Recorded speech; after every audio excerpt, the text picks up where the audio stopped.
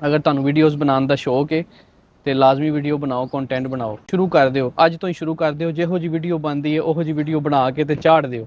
मैं तुहानू अपनी गल दसना कि मैं जो वीडियो बनाने का सफ़र शुरू किया तो मैं इत्थे ही ऐसे पार्क के विच खड़ा सा, तो मैं वीडियो बनाना शुरू की सी। मेरी पहली वीडियो मैं उर्दू च बनाई सी ना कि अस्सलाम वालेकुम, मैं आज से वीडियो बनाऊँगा, ये मेरे चैनल का नाम है। हुण मैं वो वेख के मैनू शर्मिंदगी होंदी है, लेकिन वो वीडियो बनाई सी ते अज मैं यह वीडियो इन्ने कॉन्फिडेंस नाल कैमरे के सामने खड़ा हो के अच्छा जिहा माइक लिया, खरीदया, टूल्स लए ने, सारा कुछ किया है ना।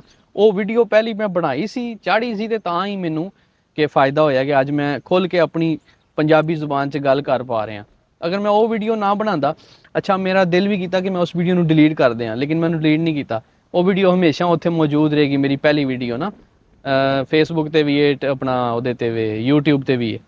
वो वीडियो मैं डिलीट नहीं कराँगा। इस वजह तो जे तुसी घूमन फिरन का तुहानू शौक है तो तुसी वीडियो बनाने के बारे सोच रहे हो तो लाजमी जिहड़ा कि अपने अंदर कॉन्फिडेंस पैदा करो।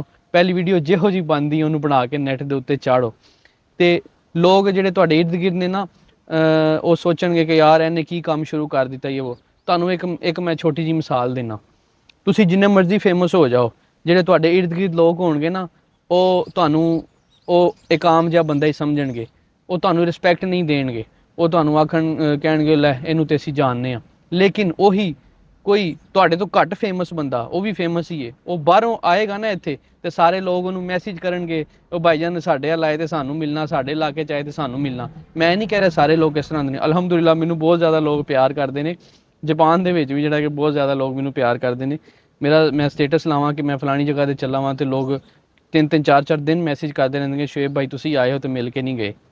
तो ये लोगों का प्यार हुंदा है, तुहाडे काम की कदर होंदी है, इस चीज़ में तुहानू पता लगता है कि तुसी अच्छा काम कर रहे हो। तो एक होर गल है कि लोग समझते ना कि हुण हर बंदा वीडियो बनाना शुरू कर देगा तो पता नहीं साडी वैल्यू घट हो जाएगी। नहीं, तुहाडी वैल्यू मजीद वधेगी। मिसाल के तौर पर मैं ऑलरेडी अच्छा काम कर रहा हाँ, एक होर बंदा अच्छा काम कर रहा है, मैं उहदे नाल वीडियोज़ बनावांगा, उन्होंने तो फ़ायदा होएगा ही, मैनू भी फ़ायदा होएगा नवा बंदा इंट्रोड्यूस कराने का। कल नू वो बंदा भी अपने काम के जरिए उत्ते आएगा, वो मैनू बैनीफिट देगा, मैं उन्होंने बैनीफिट दाँगा, साढ़े व्यूवरशिप वधेगी, वो व्यूवरशिप मेरे हल आएगी, मेरी व्यूवरशिप उहदे हल जाएगी। इस तरह जिहड़ा ना कि एक दूजे को सपोर्ट करनी चाहिए, तो तुहानू सपोर्ट करने वाले मिलते भी ने, तो तुसी बस अपना काम शुरू करो।